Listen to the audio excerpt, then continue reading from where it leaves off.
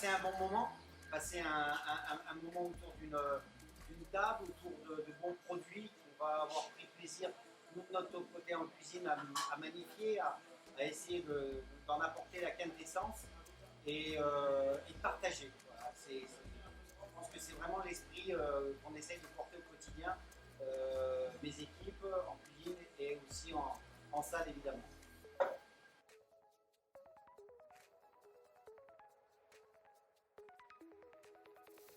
Alors déjà la garantie d'avoir des produits frais, dans la mesure du possible des produits locaux. Je ne restreins pas mon approvisionnement à du 100% ardéchois, mais dans la mesure du possible, dès que je peux avoir le produit issu du département, il sera privilégié. J'ai tendance à dire que tous les produits qu'on mange dans ma cuisine ont un prénom, c'est-à-dire que je connais le producteur, je connais le cueilleur, je connais le boucher, je connais l'éleveur. Ça c'est vraiment la trame de la philosophie et une transparence totale.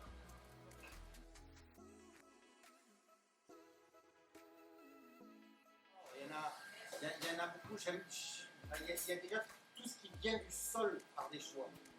Parce qu'il y a vraiment une philosophie. Je pense qu'il faut être fier de ça en Ardèche. On a vraiment une philosophie par nos producteurs, nos agriculteurs, nos cueilleurs, tout ça, où on a vraiment une fibre du bon produit, bien travaillé, où on est loin des grosses agricultures, on a vraiment dans la quête d'essence du goût.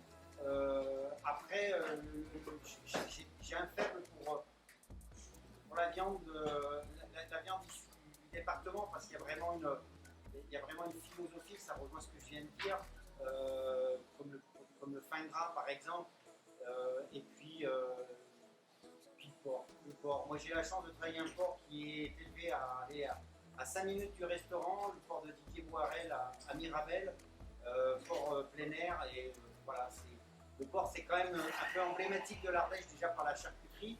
Moi je ne travaille pas trop en charcuterie mais plutôt en frais, et là on est sur du super produit.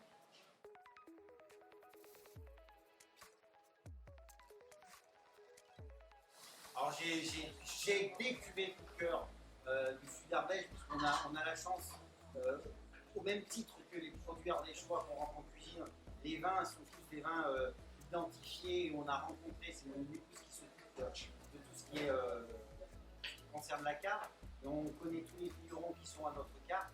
Alors, il y en aurait plein à citer, je vais jouer l'hyper local, un petit clin d'œil à Sébastien du domaine Arsac.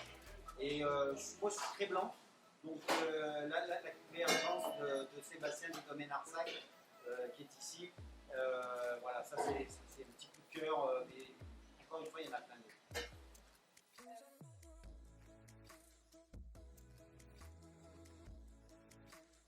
Déjà c'est une balade dans les vignes, chez un vigneron. Il y a pléthore de choix autour du restaurant et même dans le sud du département. Forcément, une halte à l'auberge de Montfleury pour passer alors soit un repas de midi, soit un dîner tranquille sur la terrasse actuellement. On est en plein dedans. Et puis un petit tour autour d'une rivière. Alors forcément, il y a l'Ardèche, mais il y a plein d'autres petites rivières autour de nous, avec des points d'eau, la vallée de Libye, des choses comme ça, une petite baignade. Et puis on peut après apporter de la culture, on a le muséal, on a la caverne Chauvet 2, enfin voilà, il y a plein de. Et puis beaucoup de nature, beaucoup de nature.